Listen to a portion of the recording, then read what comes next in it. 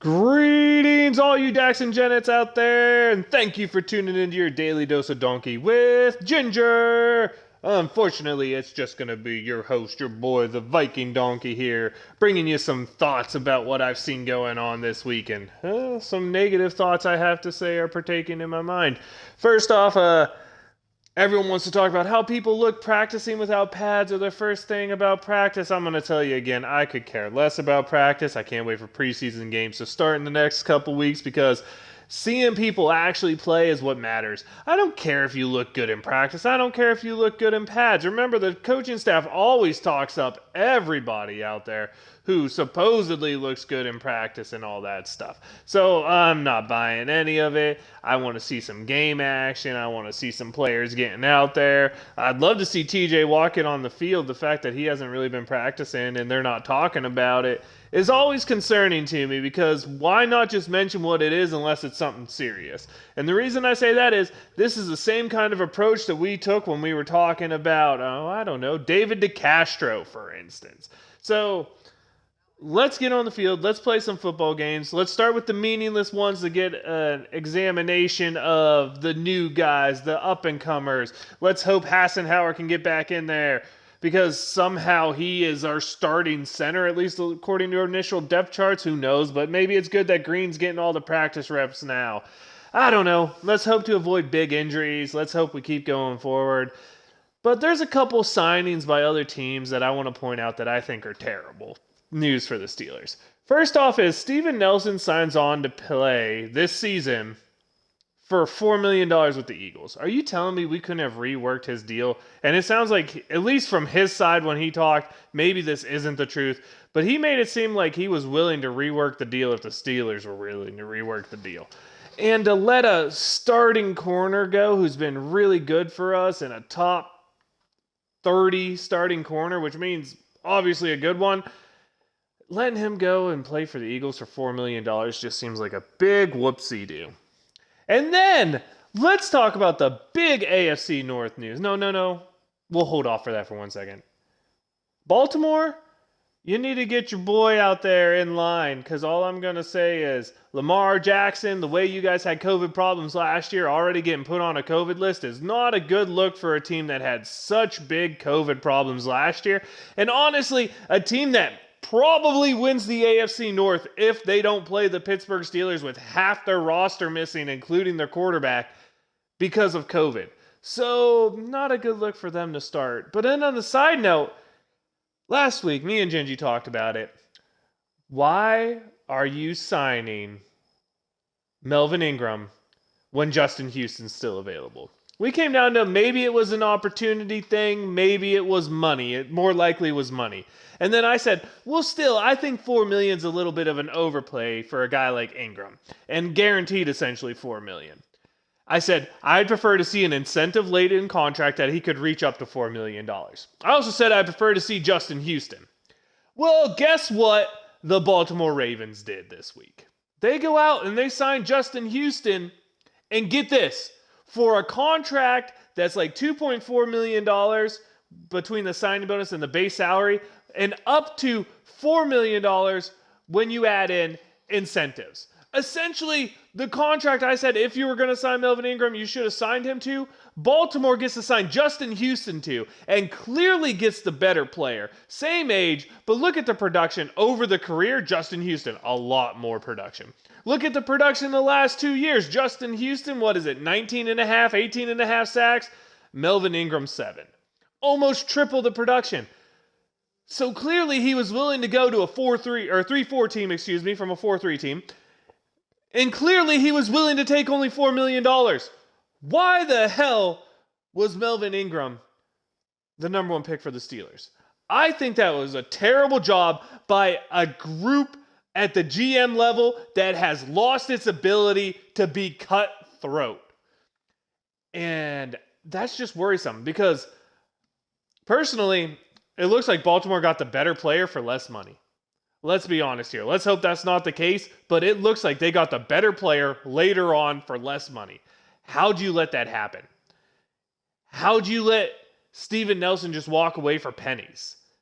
I mean, it looks like The Steelers saw that last year their team won because of how good the defense was. So their idea was, we are going to gut this defense to make this offense adequate. And I'm not even sure they made the offense adequate. I mean, bringing back the same players and then replacing your starting offensive lineman, which, by the way, your best rated lineman and left tackle ended up in Baltimore. Replacing them with a bunch of meh doesn't really, it doesn't make me feel good. The fact that our big addition was a running back, and if you look at the teams that have been successful with running backs and winning football games, how many of them drafted it in the first round? How well has Carolina been with a first-round running back? How well have the New York Giants played in their first couple years with a first-round running back? I mean, you look at the teams who produce well as a running football team, very few of them draft a first-round running back. Now, you can say, yeah, Todd Gurley was great in LA. I'll give you that one. I can't argue that. There's nothing you can say about that one. But Sony Michel got drafted in the first round, and then New England seems to just play a little worse and a little worse and a little worse. It seems like if you were taking this first-round running back, he has to be all-world. And then even if he is all-world, like the case of Barkley in New York when he's playing, or Carolina down there with McCaffrey, it just seems like it's still not enough with these first-round running backs. And the fact that we went first-round running back, second-round tight end, amongst the trying to rebuild an offense while you're out there struggling on the defensive side, and then watching Baltimore just make plays that seem so smart. I mean, getting Sammy Watkins on the cheap, who knows if that's going to work out for them, but, you know, they got him on the cheap. Of course, I go to do this without a shovel. And they add Justin Houston, arguably the best remaining free agent out there, at the outside linebacking position. They add Alejandro Villanueva, a starting left tackle who, whether you like to admit it or not, was the Pittsburgh Steelers' best offensive lineman last year. You see a team like Baltimore being cutthroat and making decisions to improve their team. You see the Cleveland Browns going out there and signing players who will come in and improve their team, like Johnson and the corner they brought in, Hill. You're seeing the other teams in the division make signings that are for starting caliber players, and then you see the Pittsburgh Steelers going out there, and our big move is to get a rotational piece on the outside linebacker, because we've already said we don't expect Ingram to start. We get a rotational piece on the offensive line in Haig and BJ Finney and Coward. We're going out, and we are signing players who are backups. We aren't going out there trying to improve the starters, because from my understanding, if you go through the Steelers starters, none of them were free agents outside of the team. All projected starters for all 22 positions are either draft picks or guys who were on the team last year. That means the Steelers went out into free agency thinking this team, which lost, I believe, was it 3 or 4 offensive line starters, depending on how you want to look at it, lost 2 linebacking starters, lost a starting cornerback, a starting slot cornerback. On the offensive side, sure, we lost our starting running back, but we go out and don't sign a single replacement for any of the starters that are lost. Yeah, we drafted a replacement for the running back, but all the people are going to hate on James Conner for being injured. He was a good running back. He made a Pro Bowl. And you really trust the Steelers in drafting running backs? Like, James Conner literally is the best drafted running back the Steelers have had since Rashad Mendenhall, and a lot of people might even say he was better than Mendenhall. I mean, I skipped out Le'Veon Bell. I did that on purpose because, man, that one still hurts, so I like to completely forget that. But if you look at the Steelers' history drafting running backs, I mean, look how many times we've spent a 4th-round pick or above now on running backs that everyone wants to say isn't starter quality. So don't call me crazy if I don't jump up and down when I see an offensive line that looks worse than it did last year and a running back who maybe will produce what James Conner did. I don't know. Maybe this offensive line goes out, and I hope they do. I hope they go out and show everything. All of them live up to the potential they have. But I think the Steelers seem to forget when they were good at running the football. Late 90s, to early mid 2000s, it wasn't about the running backs, because it didn't matter who you put in there. You put in Mewelde Moore. You put in Najee Davenport for a short time. You have Fast Willie Parker. You have Jerome Bettis. You have Rashad Mendenhall. It didn't matter who was running behind that line because that line was good. Now it seems the Steelers are more focused on finding these fancy little pretty pieces and then not building an offensive line. That's what the New York Giants did, and it doesn't work. I am beyond frustrated with the way this front office seems to be working, because it seems like our goal is to get backups to come in and maybe live out career years rather than going out and getting a perennial star like a Justin Houston, which, by the way, would have been cheaper than the backup in Melvin Ingram we signed, who, by the way, had 0 sacks last year, for anyone who listened last week.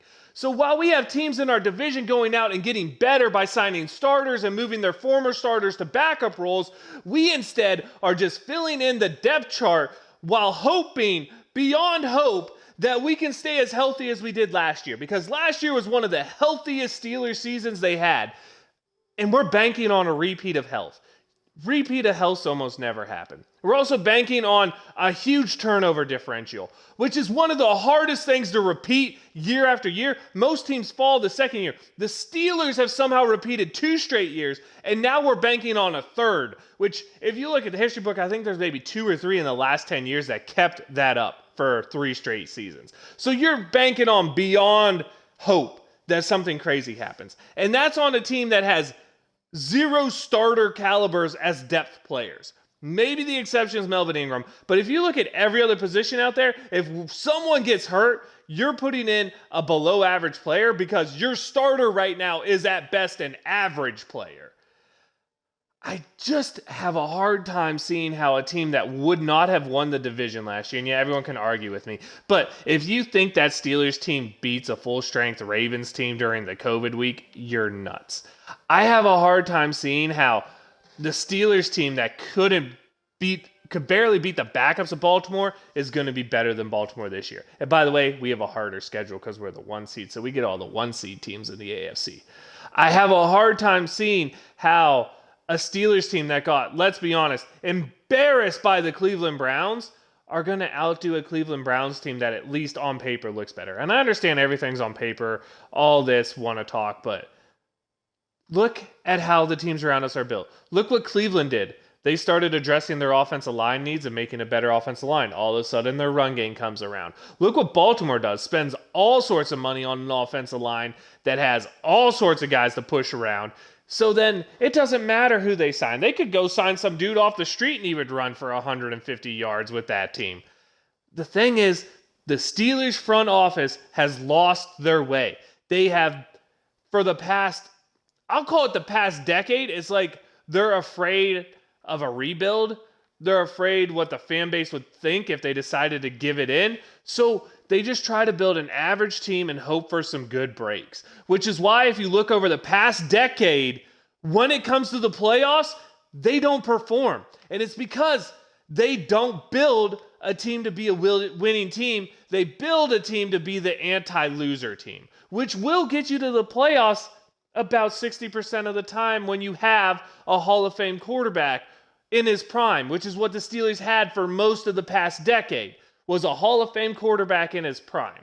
So if you build an average team, you'll make the playoffs, but when you get to the playoffs, you'll get embarrassed. You don't believe me? Seattle's going through it right now with Russell Wilson. Green Bay went through it for a little while with Aaron Rodgers. The thing is, you have a good quarterback, you're going to win some games. But then look at those teams, and I'm going to use Seattle and Green Bay as great examples. They never at the same time had a good defense and a good offense. They always had one or the other. The exception was Seattle before they paid Russell Wilson had both a great defense and a good offense, and that got them to the Super Bowls. Green Bay before they paid Aaron Rodgers had 1 year with a good defense and a great offense, and they won the Super Bowl against the Steelers.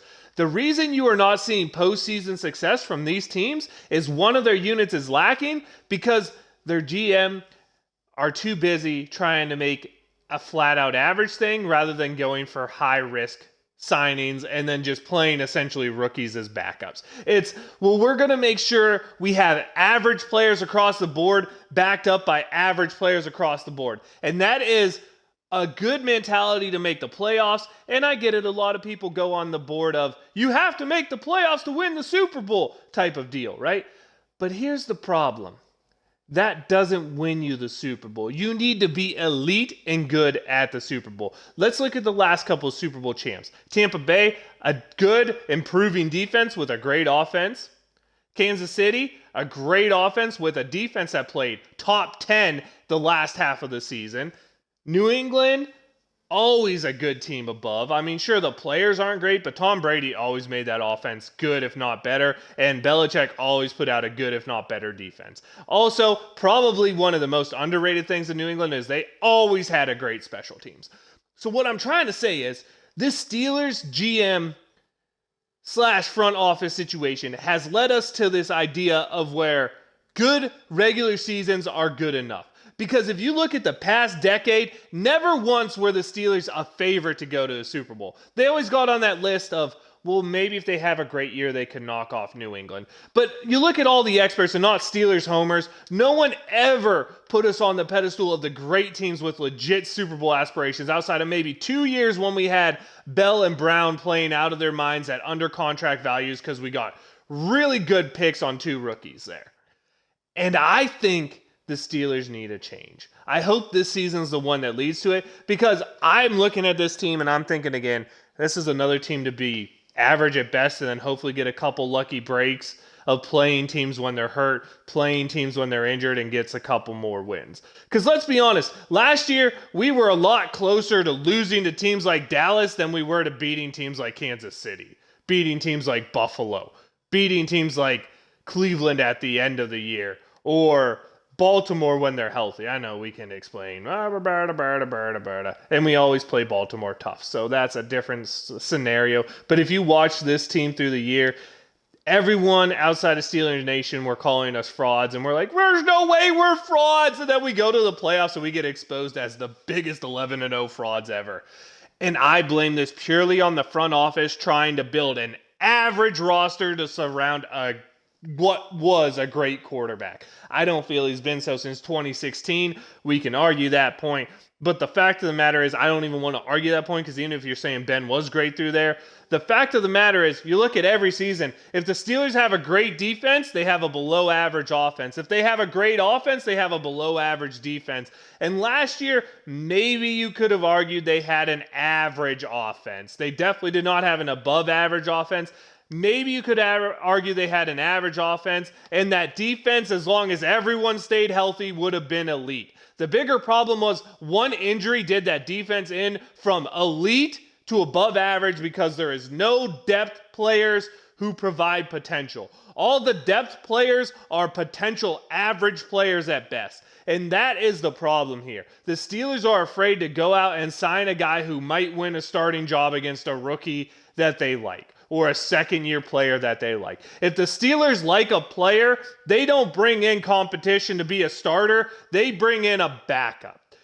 Look at the offensive line. Everybody we signed, we knew this offensive line need help. Did the Steelers sign a single player you go in and say, man, he's going to be a starter? We drafted a kid in the 3rd round a lot of people love, but still, that's a 3rd-round draft pick. That's not an all-world talent guy. He's not in the 3rd round if he's all-world talent. There's a reason he was in the 3rd round. And then you look at that, all the other starters were already on this team. All the other starters were already on one of the offensive lines that was one of the worst units in football. So instead of being willing to take that chance to push somebody, to sign someone to maybe a contract that's a little above average, and I guess everyone can say, but Trey Turner to me is David DeCastro, okay? We just brought in David DeCastro again. We didn't sign any different player. We cut DeCastro and signed essentially DeCastro for less money. And yeah, you can argue, but Trey Turner has more upside, really? Because I think David DeCastro has more upside. But they both come off injuries. They're essentially the same player to me. So I guess you could say, well, there we signed a starter. Yeah, but we didn't sign a starter to push any of our people. We signed a starter because our starter was injured. It's not like there's a competition there. It's You look at the Steelers roster and there's almost no position battles. And yeah, you can say that's a great thing for a great team. For a team that had an offensive line that was terrible last year to come in with essentially the roster set, at least that's how everyone has explained it to me, and that's how everyone talks about it, is it's going to be a core of 4, Dotson, Green, Turner, Banner. And there's no one that's really in a spot to compete for any of those spots except for maybe Hassenauer, which if he's starting, I think we have bigger issues. I am just tired of getting told this GM, this front office does such a great job because, yeah, I agree. Not having losing football is fun, but I'm going to be honest with you. I'd rather have losing football with the potential of huge upside in the future than have, honestly, teams that over the past 12 years, 10 years, okay, we'll go 10 years. The past 10 years, I felt legitimately could compete for a championship twice. And one of those years got killed by injuries, and one of those years got shown that that team was not as good as I thought they were when they played the Jacksonville Jaguars. I'm sorry, Steelers Nation. I don't mean this to be negative. It's camp time. It's time to be positive. But the signings of both Steven Nelson for $4 million and Justin Houston for less than Melvin Ingram to a division rival like the Baltimore Ravens has me on some sour grapes. I still think the Steelers pull off a winning record this year as I feel they built an 8-1 football team. I said that before. I showed you how I think it's going to be 8-1. But I feel like a couple lucky injuries on teams we play will get us back to that winning record. But I once again do not see how this team competes for a championship. And to me, I would rather have a losing football team than a team that's going to get embarrassed by the Cleveland Browns in the first round of the playoffs. Because I'm not going to lie, that team last year, that performance at the end of the season, I have never felt as embarrassed as a Steeler fan for all the hope that I gave them. For some reason, I decided it's playoff time. I'm going to believe in 500-yard, 5-touchdown Ben, which, by the way, I believe I did get, and it led to a terrible loss because I don't see the cutthroat in this team anymore. It's about signing back players that sell jerseys now. It's about keeping a Juju Smith-Schuster. It's about keeping a Ben Roethlisberger happy. It seems like this front office is more in appeasement mode than it is in winning mode. And I'm not talking about winning regular season football games. I'm talking about championship football, which is the criteria Steeler football is measured on. If you want to come at me because I'm not giving them enough credit for winning football games, feel free. But this is the Pittsburgh Steelers. You ask anyone how it's measured. It's not measured by your winning seasons. It's not measured by your anti-loss seasons. If that was the case, no one in the Steeler Nation would ever have called for Mike Tomlin's job because he has never had a losing season. This is the Steelers Nation. I personally have not called for Mike Tomlin's job. This might be the year I do because this team is no longer about winning football. This is Steeler Nation based on regular season football. And that has never been the measuring stick for the Pittsburgh Steelers. The Pittsburgh Steelers have always been measured on championships. And if we are not trying to win championships, then as far as I am concerned, we're not trying. And my personal belief right now is that that is the Pittsburgh Steelers. This is a team that is falling behind in the division and isn't trying to step up. Instead, they're trying to just doggy paddle at the top of the water and not drown. And I am not down with that. That about does it for me. Feel free to call me out on anything that happened tonight.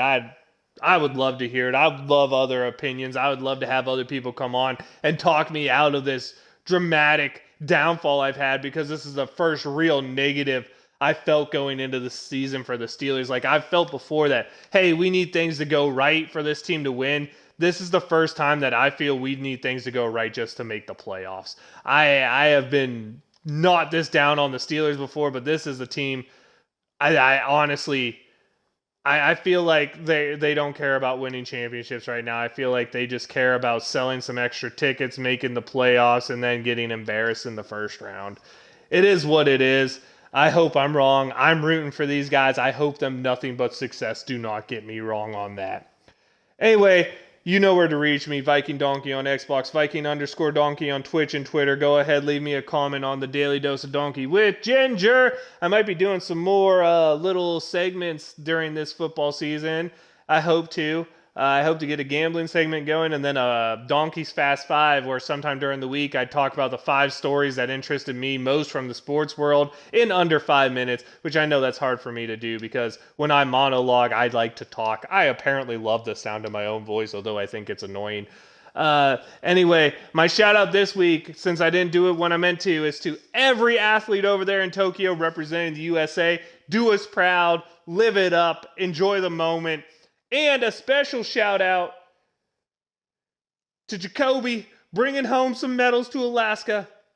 We got a gold, we got a silver. Not bad for a girl that grew up in a state that doesn't have a single Olympic length pool.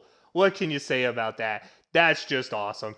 And you know what time it is. Steelers Nation, wave them if you got them, baby.